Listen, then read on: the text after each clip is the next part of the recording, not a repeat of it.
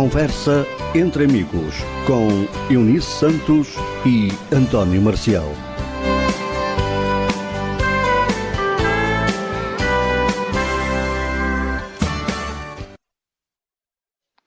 Olá para todos, muito boa tarde. Sejam bem-vindos a mais uma emissão do programa Conversa entre Amigos. Emissão para este dia 9 de abril do ano 2022. Até às 19 vamos com o programa Conversa entre Amigos. E hoje comigo está a Eunice e também o nosso convidado. Nosso convidado que é Nuno Alves. Mas primeiro, antes de ir ao Nuno, vou chamar a Eunice. Eunice, boa tarde. Seja Olá, então boa tarde bem-vindo. a todos. E então, Eunice, vamos começar o nosso programa de hoje, o Conversa entre Amigos, aqui na Onda Nacional. E, Eunice, podes apresentar o nosso convidado então? Ora, aqui temos a honra de receber hoje um atleta paralímpico, o Nuno Alves, ele que se destaca agora ultimamente na maratona, mas que já tem algumas participações nos Jogos Paralímpicos e é disso que ele basicamente nos vem falar. Começando aqui ao Nuno, normalmente costumamos pedir aos nossos convidados que façam uma apresentação. Então, boa tarde a todos. Sou Nuno Alves, sou um transmontano que vive na região de Lisboa há 20 e tal anos. Descobri por aqui, por baixo, o atletismo. Faço competição desde 97. Nesta fase estou numa fase de terminar a carreira, mas durante estes anos participei em 10 campeonatos da Europa, 10 campeonatos do mundo e 5 Jogos Paralímpicos.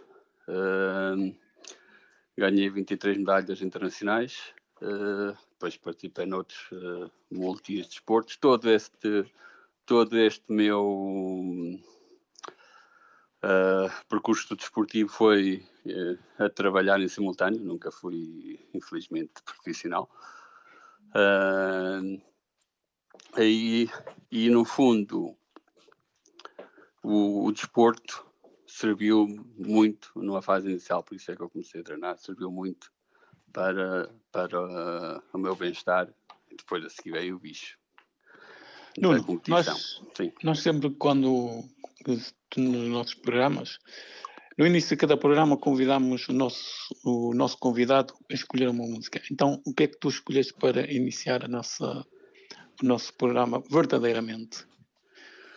Bem, eu escolhi uma música que eu gosto muito, que é uma música do Norte, com que eu me identifico bastante, que é a Pronúncia do Norte, da Isabel e do Rui Reininho. Vamos então ouvir a Isabel Silvestre e o Rui Reininho. Voltamos já para conversar com o nosso convidado, que é então o Nuno Alves.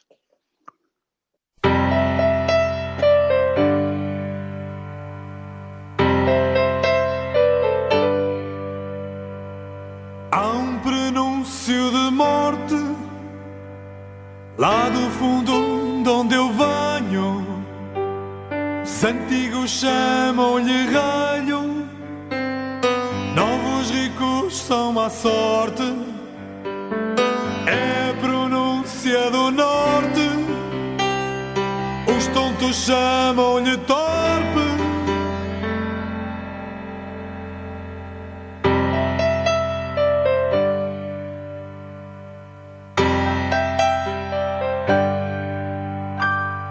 Hemisfério fraco, outro forte. Aí o dia não sejas triste. A bússola não sei se existe e o plano talvez aborte. Nem guerra, bairro ou corte. É a pronúncia do norte, é um prenúncio de morte. Corre o rio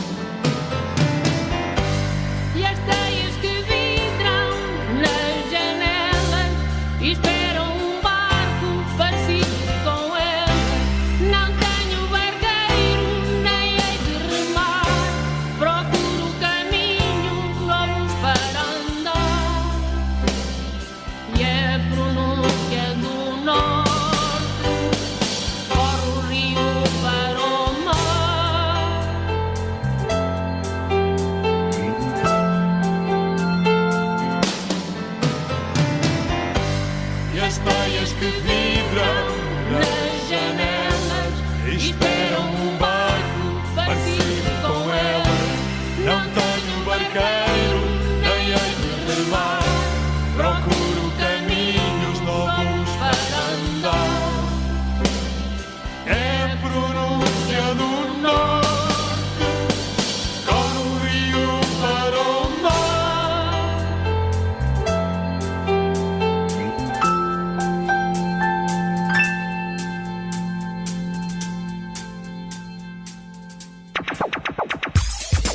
www.ondanacionalradio.blogspot.com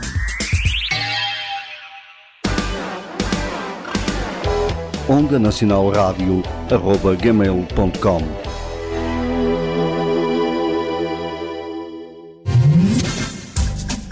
www.facebook.com/ondanacional.radio www.ondanacional.com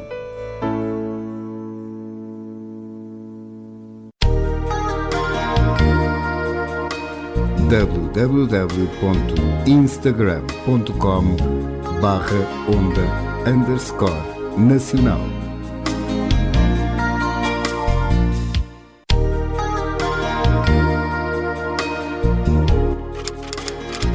www.twitter.com/onda_nacional.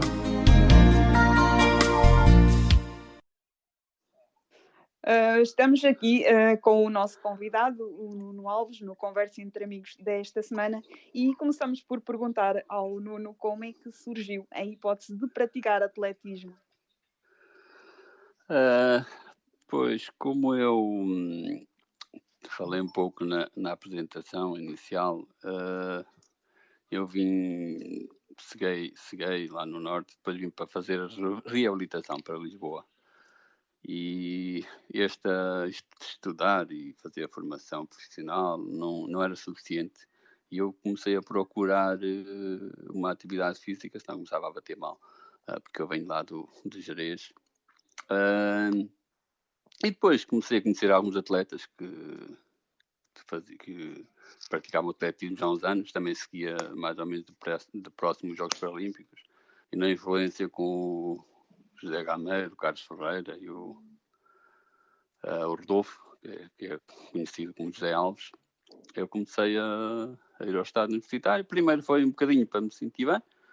Andei ali 1 ano ou 2, só ia 1 ou 2 vezes por semana. Um dia decidi comprar uns ténis a sério e disse: a partir de agora vou começar a treinar todos os dias. E isso foi a seguir aos Jogos Paralímpicos de Atlanta. E em 97, no ano seguinte, já fui ao Europeu, onde consegui um terceiro e um quarto lugar. Digamos que o sacrifício valeu a pena.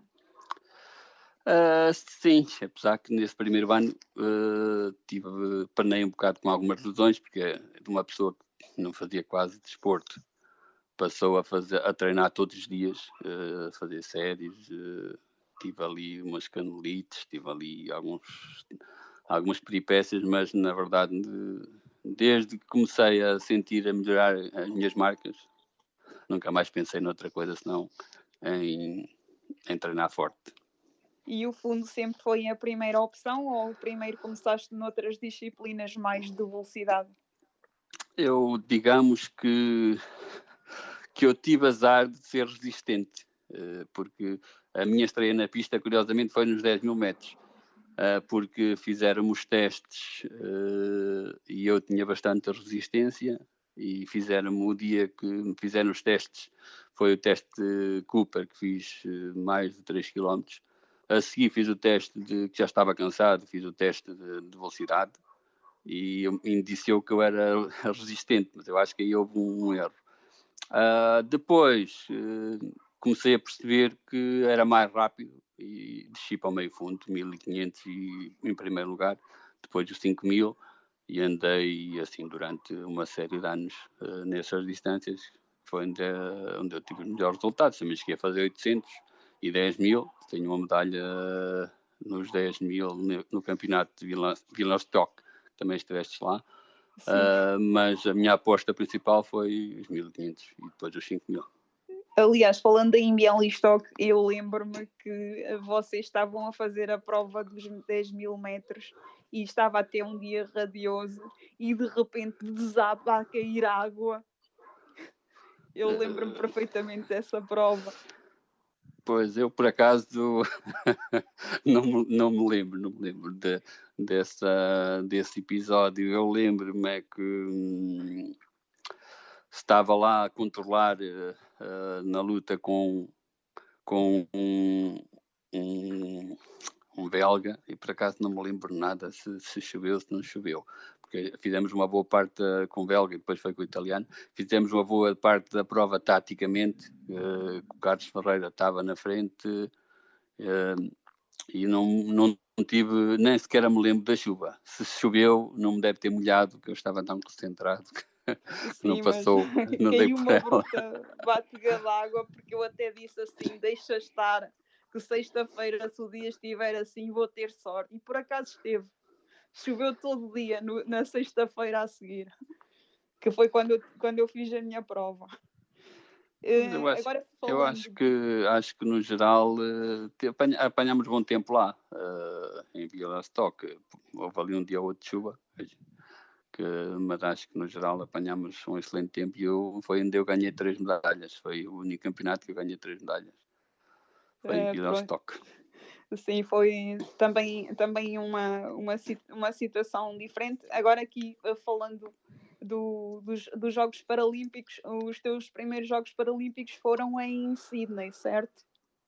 Exatamente. Meus primeiros jogos foram em Sydney e, apesar de ter ficado em quarto lugar, fiquei desiludido, porque fiquei a 9 centésimos do terceiro. Mas compensou o país, Austrália. É um país 5 estrelas e tivemos lá uma coisa fantástica, que eu acho que não encontrei daquele nível e mais lado nenhum, que foi quando chegámos lá, tínhamos lá as bandeiras e uns bombos e montes de pessoas a receber-nos, que eram os imigrantes. Eles tinham ficado desiludidos com os olímpicos, porque eles tentaram conviver com eles, convidá-los para festas e por aí fora, e eles não estiveram para isso. E eles viraram-se para o nosso lado, que é os Jogos Paralímpicos, a seguir aos Jogos Olímpicos, e deram-nos um apoio 5 estrelas, o que acabou por me compensar um bocadinho o resultado de ter ficado em quarto lugar, apesar que o resultado foi ótimo. Mas ficar a 9 centésimos é sempre uma desilusão dos diabos. Não é nada. 9 centésimos, seja de fazer um mínimo, é sempre um resultado algo complicado para um atleta gerir. É ficar à beira da glória e só por aqueles centésimos ainda por cima numa prova de longa distância. Sim, mas isto não é só em Portugal, mas em Portugal muito. Ou ganhas a medalha e és um deus, ou ficas em quarto lugar e já não existes. É um bocado, o desporto é ingrato, mas em Portugal acho que é um bocadinho mais no que diz respeito a isso.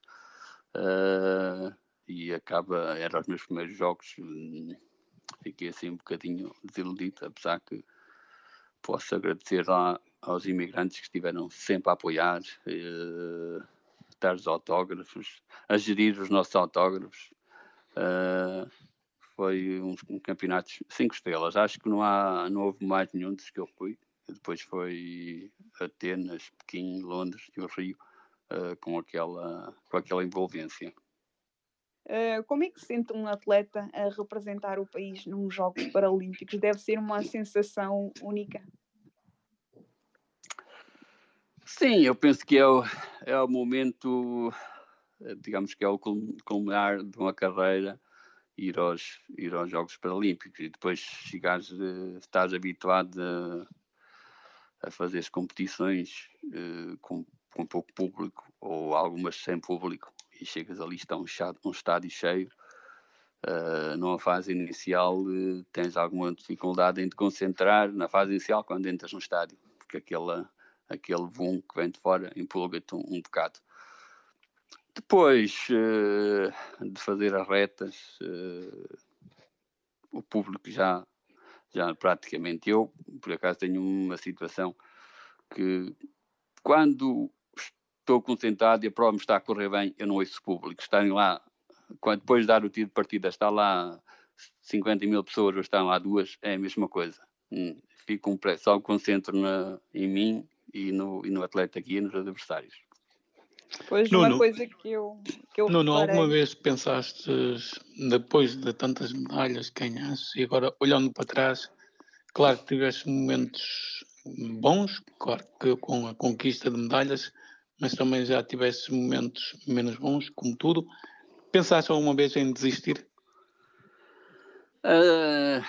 Não. Isto é curioso, mas eu quando tinha um mau resultado, quando estava sempre logo a pensar o que é que tinha que corrigir para no próximo ano ter um resultado melhor. E acabei por nunca... tinha o objetivo de acabar em 2020 nos Jogos, mas nunca tive um daqueles momentos que diga assim, isto não, já estou farto, isto não me interessa.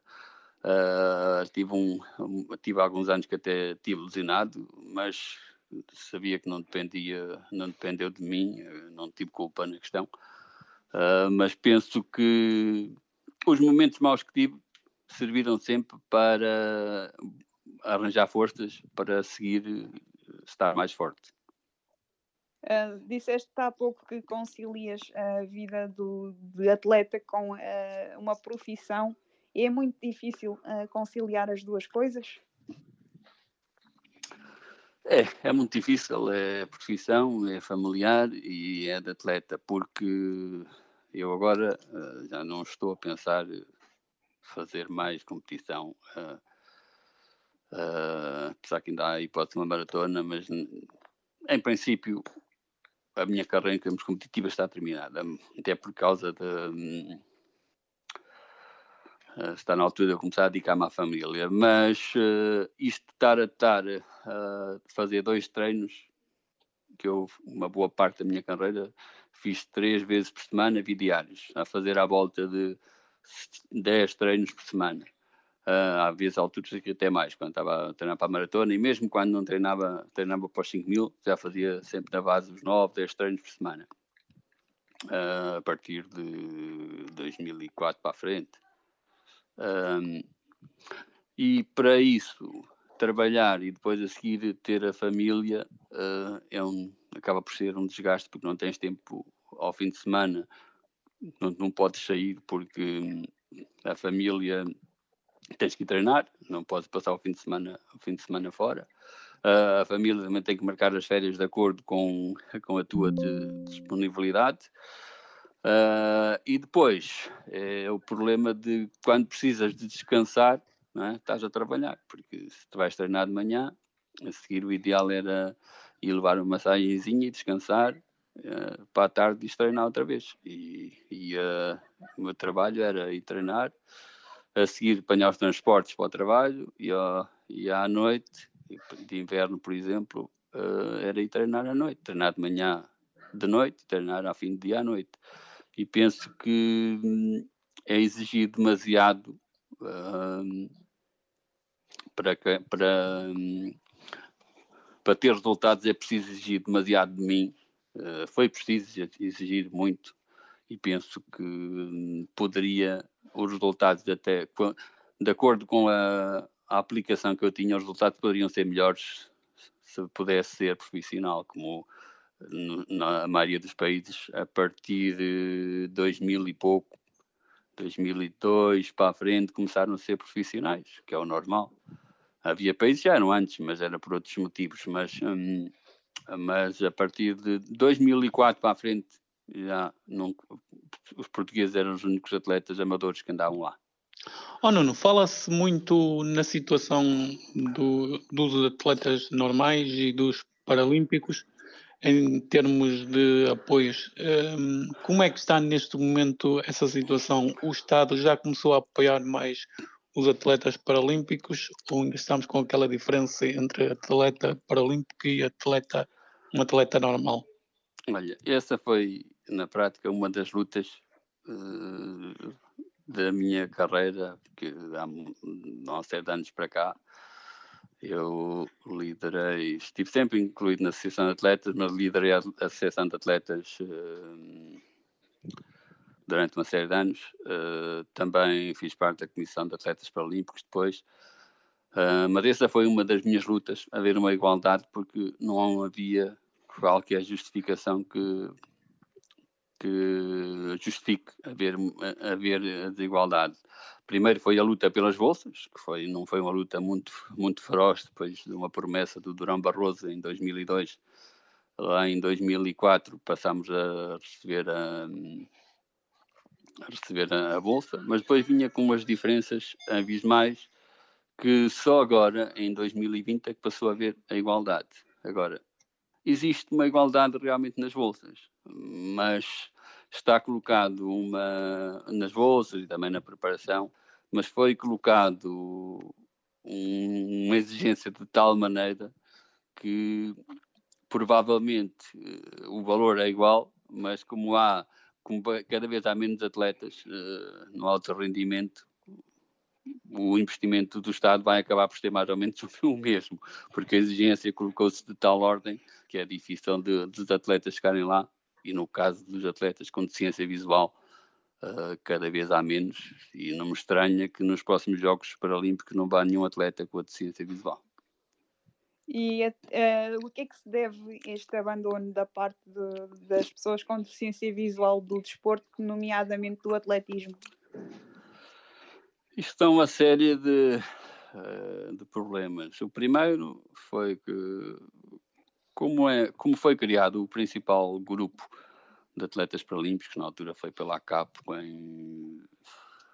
em final dos anos 88, 90 e poucos, foi criado ali um núcleo mais ou menos duro, apoiado pela ACAP,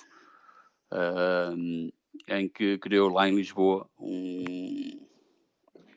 um núcleo que dava para as pessoas que quisessem iam lá e praticavam desporto, e se tivessem algumas qualidades e mais do que isso, tivessem vontade, podiam chegar a ser internacionais. A partir de uma certa altura, os atletas começaram-se a repartir, por um lado por falta de apoio, a CAP não teve o interesse principal, e os atletas também tiveram cada um o seu interesse individualizado, e começaram-se a distribuir, cada um por seus clubes, cada um por seus treinadores, e isso acabou ali com o principal núcleo. Mas depois ainda se mantiveram, porque durante algum tempo, e foram entrando alguns novos, porque os mínimos de preparação não eram os mínimos demasiado exigentes. Hoje os mínimos são muito exigentes, os atletas que vinham de trás ficaram velhos, e os atletas jovens, para chegar lá, precisam de alguns anos de preparação, e para terem alguns anos de preparação precisam de atletas guias, precisam de treinadores, e para a deficiência visual não é fácil criar essa estrutura sem apoios, porque para termos um atleta guia de um atleta que vai aos Jogos Paralímpicos tem que ser um atleta muito bom. Deixa-me explicar ao Nuno, porque é assim, tu praticando atletismo, ou seja, tens que ter um guia para correr contigo, não é? Exatamente. No caso de atletas T11, sim, no atletas T11, que é o meu caso, que é cego total, a Eunice, na altura, ela era T13, certo, Eunice? Um ano fui T13, o outro fui já T12. Em Bielefeld já era T12. No caso dos atletas T11, T12, por exemplo, podem ter guias ou não ter guias. Os atletas T13 correm sem guias. Mas no meu caso, um atleta T11 que atinja atualmente nível de ir aos Jogos Paralímpicos precisa de um atleta muitíssimo bom. E também no atletismo regular perderam-se muitos valores. Eu, na altura, fazia aí muitas provas de estrada, aí há 5, 6 anos atrás. Não era difícil eu entrar ali nos 10, 20 primeiros numa prova de nível muito bom, o que significava que só havia ali aquele leque apertado para poderem ser atletas guias.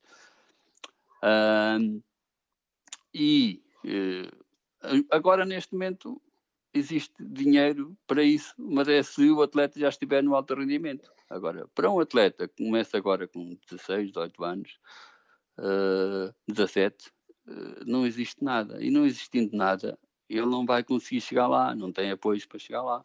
E acaba por ser esse o problema dos atletas que... Ou seja, é uma grande falha a forma de acabar, sim.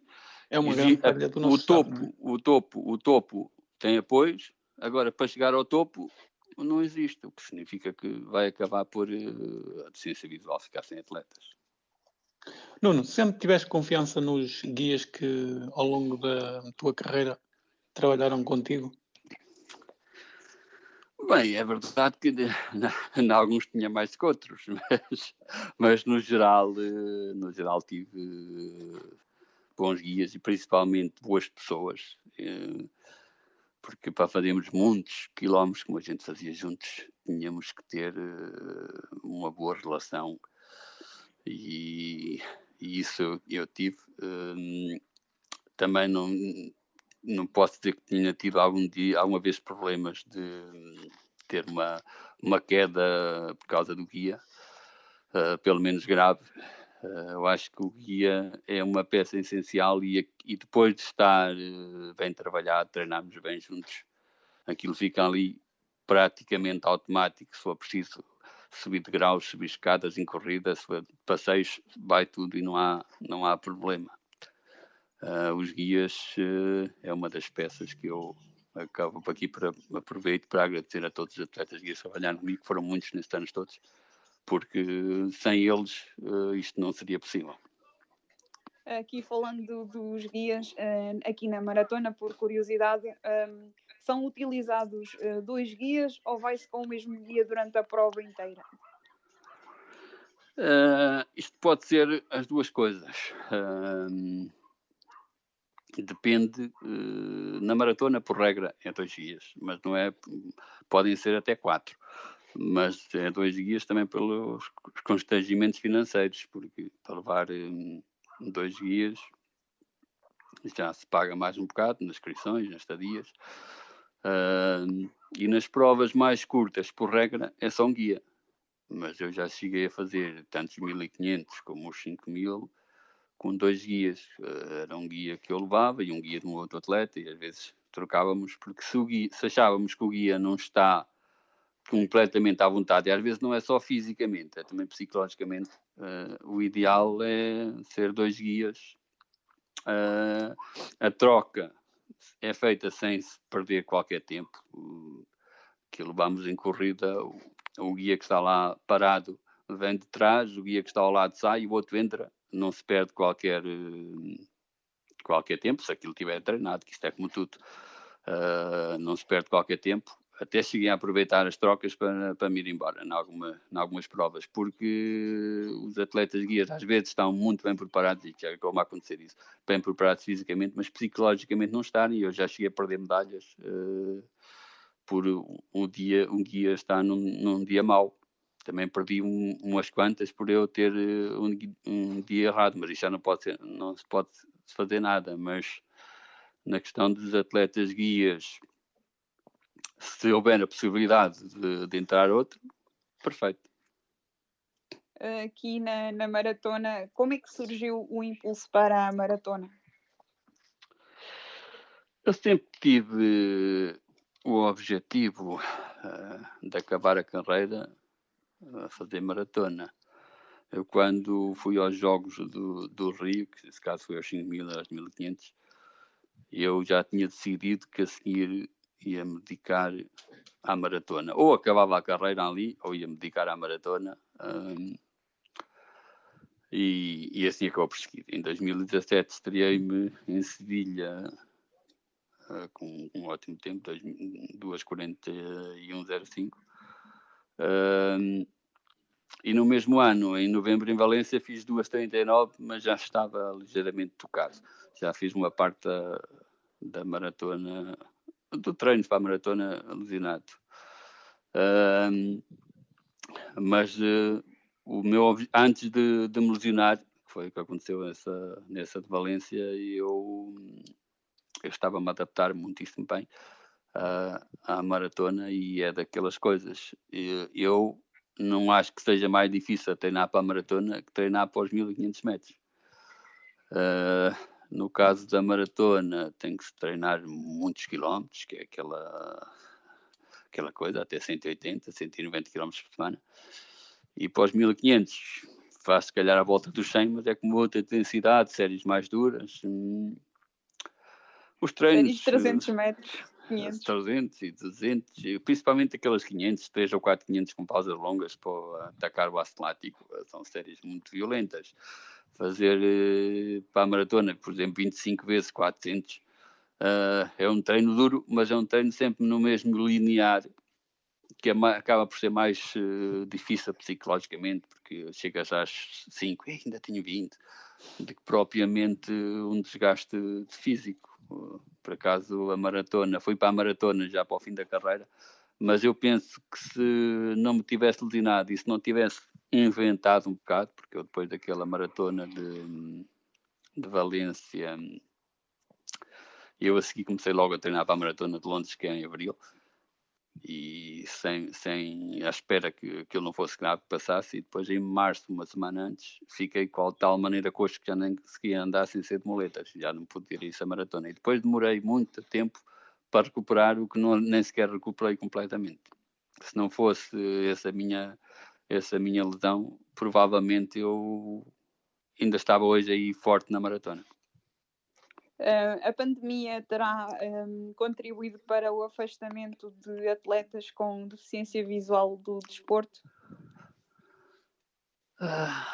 Eu acho que para mim contribuiu um bocado, porque eu em 2020 estava a treinar forte para a maratona também de Londres, para o objeto de conseguir confirmar os mínimos para ir a Tóquio, e mais uma vez o ano anterior foi porque estava lesionado, e aí foi porque estava por causa da pandemia.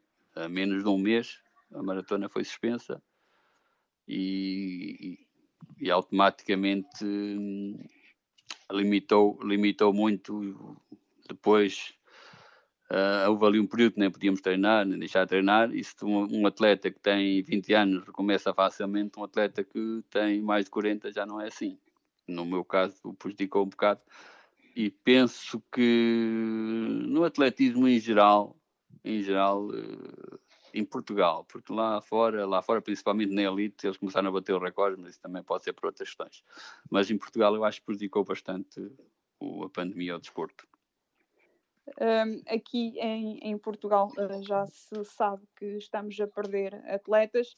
O que é preciso ser feito para impulsionar novamente o desporto paralímpico para os atletas com deficiência, especificamente para as pessoas com deficiência visual, que agora nestes Paralímpicos, salvo erro, foram muito poucos atletas do atletismo? Pois eu penso que foram 2 atletas, acho eu, da deficiência visual. Eu penso que teria que ser mudado muitas coisas. Primeiro, também a política. Começamos pela política internacional. O Comitê Paralímpico Internacional está a seguir um caminho que é apoiar as classes altas, as pessoas que têm menos deficiência, quer dizer, facilitarem mais essas pessoas, esse tipo de deficiências, do que as outras, porque as outras envolvem os atletas de deficiência visual classe T11, envolvem guia, da paralisia, as classes mais baixas também envolvem acompanhante, e deficiência motora igual. E eles querem envolver menos pessoas, e para isso apostam principalmente das classes mais que facilitam mais, T13, por exemplo, ou a deficiência intelectual, que não precisam de acompanhamento neste caso de acompanhante. E a primeira política internacional teria que mudar um bocadinho, porque qualquer dia começam a fazer uns Jogos Paralímpicos, passa a ser a segunda divisão dos Jogos Olímpicos, e esse não era o princípio, e as pessoas com deficiência é que têm que ir. Essa é a primeira questão. Depois, em Portugal, segue-se um bocadinho a mesma lógica. É muito mais fácil pegar num atleta que pode correr sozinho, não é? E pô-lo, que até já faz as corridas por aí, né? E pô-lo a competir pelos Paralímpicos, que estar a fazer um atleta com deficiência mais severa, e pô-lo a praticar desporto, que até às vezes tem que levar até aos pavilhões desportivos e por aí fora. No caso da deficiência visual, nem é o caso, porque a gente consegue chegar lá, mas tem que se arranjar os tais acompanhantes. E para isso, aqui também terá que o Comitê Olímpico Português começar a ver a coisa de forma diferente. Depois, a parte que nós podemos fazer é as associações viradas para a ciência fazerem protocolos com clubes e estimulá-los a que eles ponham as pessoas com deficiência, nem que seja só fazer desporto para se sentir bem. Depois daí poderão surgir pessoas com mais capacidade ou menos capacidade. Mas as associações parecem deverão ter um papel-chave a sensibilizar, porque os clubes hoje em dia, que eu já competi por uma série de clubes que não tinham atletas com deficiência, e depois quando eu saí de lá até ficaram sempre com vários, mas os clubes até têm vontade, são sensibilizados, mas às vezes não sabem como. E se tiverem alguém que lhe ensine o caminho, que lhe explique como é que as coisas funcionam, penso que poderá, e até principalmente pelo bem-estar físico das pessoas com deficiência, que precisam mais do que ninguém de atividade física, porque não têm a mobilidade que têm os outros. No nosso caso, que estamos a falar de ciência visual, a gente move-se com a bengala. E não é a mesma coisa do que uma criança que pode correr ali para apanhar o autocarro e por aí fora, vai fazendo mesmo assim mais atividade física que nós. Por isso, nós precisamos mais do que ninguém. E por isso, é por aí que tem que se começar. As associações sensibilizarem os clubes, e os clubes começarem a pôr os atletas, as pessoas a praticar desporto, e depois o alto rendimento virá depois de acordo com a capacidade e com a vontade de cada pessoa. Nuno, sempre encontraste, tu disseste no início da nossa emissão que foste para Lisboa, sempre encontraste boas condições para treinar ou pronto, tinhas sempre dificuldade em encontrar espaços para poderes ter um treino normal para chegar à alta competição e ganhar todas essas medalhas que falaste na apresentação? Eu penso que em espaço físico tivemos umas boas condições e também por isso foi os resultados. O Estado Universitário tinha ótimas condições de treino. Depois é tal questão que nós, os cegos, temos muita facilidade em nos adaptarmos a quase tudo. Se for preciso, treinamos na estrada ou treinamos no monte, se for preciso, desde que tenhamos um guia bem treinado. Isso.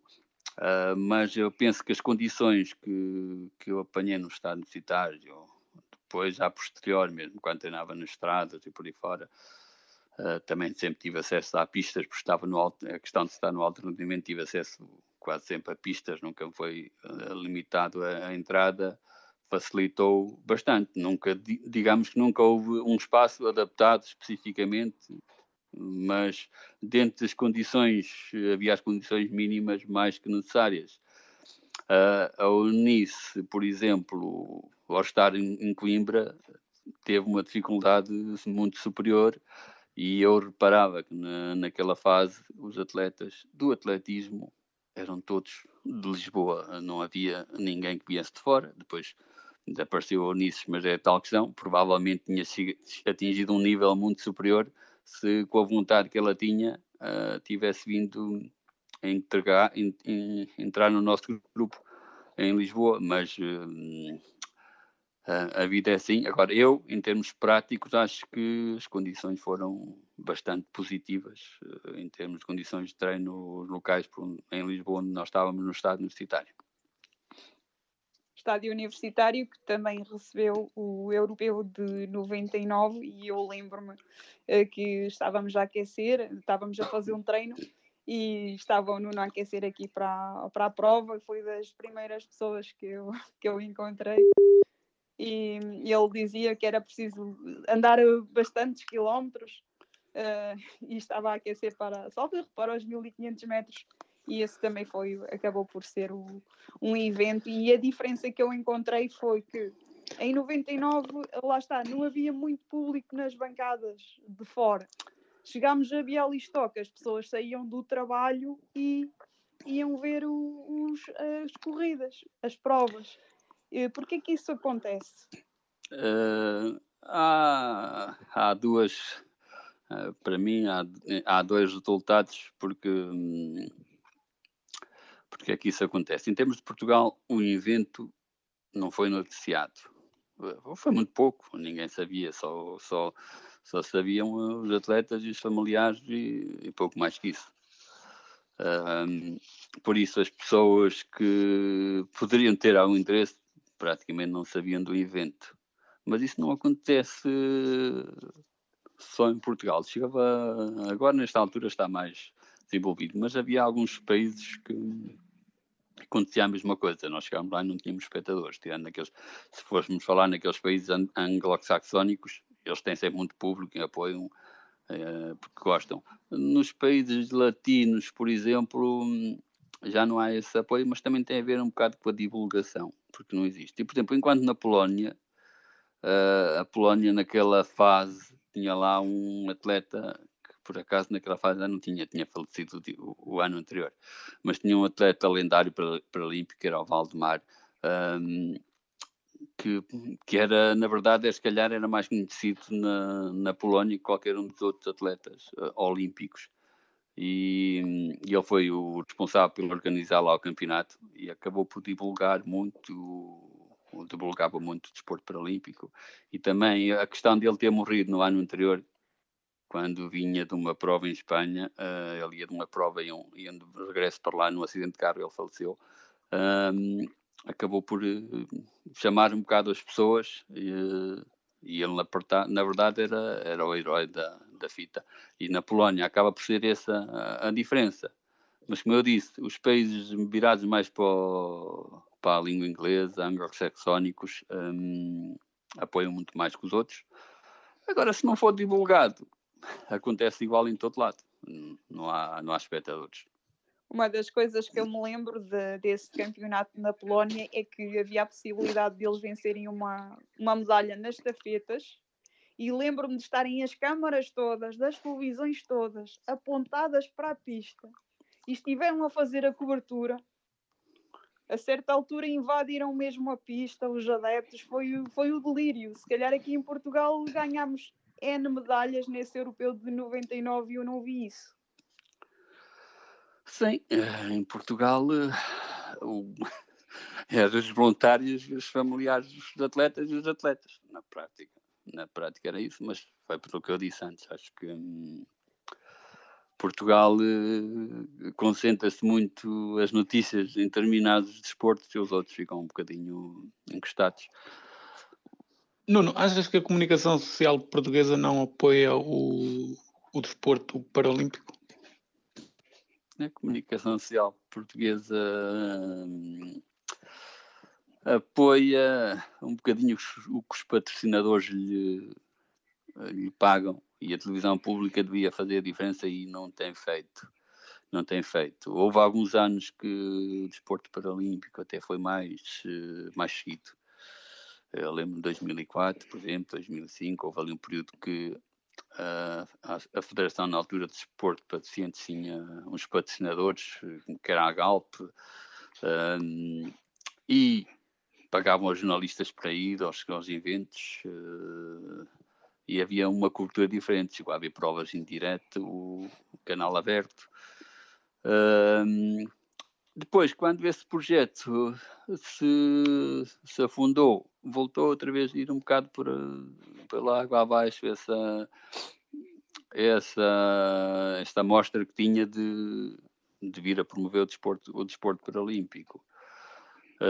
Por isso, a comunicação social, na verdade, não é só com o desporto paralímpico. Na verdade, é com a maioria dos desportos. A comunicação social não pega. Só pega, principalmente, como todos sabemos, no futebol. Porque é aí que estão os principais patrocinadores e é por aí que eles vão. Aqui estamos quase apertados com o tempo. Por último, aqui uma história engraçada. Nas maratonas deve haver muitas. Histórias engraçadas. Eu, na verdade, vou dizer que eu, principalmente depois havia assim histórias engraçadas. Até acabar as competições, eu não era daquelas pessoas que eu era muito concentrado, não deixava, por exemplo, entrar em histórias para além. Mas, por exemplo, eu lembro-me em 2005 num Campeonato da Europa na Finlândia, que depois das provas fomos às 5 da manhã, por exemplo, todos correr lá para o meio do mato nus. Também já depois estávamos um bocadinho animados, porque depois das provas, gente, para descomprimir temos que... há sempre motivos. Depois das provas a gente descomprime, bebe ali uns copos, que é ou para festejar ou para esquecer. Há sempre ali um motivo para vermos qualquer coisa. E depois disso foi um momento ali, um estímulo. Houve alguns que não tiveram coragem, mas ok. Mas no geral foi um momento, por exemplo, que faz sentido, porque quem está o ano todo concentrado, certinho, depois faz sentido fazer ali uma partida da rebeldia. Por último, não sei quanto tempo temos, projetos para o futuro. Eu agora principalmente o meu projeto principalmente agora é dedicar-me a coisas que eu gosto, treinar todos os dias, porque não posso ser de outra maneira, mas dedicar-me tipo a projetos que eu gosto, que é dedicar-me à frutaria, ou vamos lá ver, ao meu pomar, e fazer coisas de forma a que o meu estado mental ou a minha saúde psicológica esteja bem, porque tive tantos anos de depressão que agora estou numa fase que já não quero pensar muito nisso. Conversa entre amigos com Eunice Santos e António Marcial.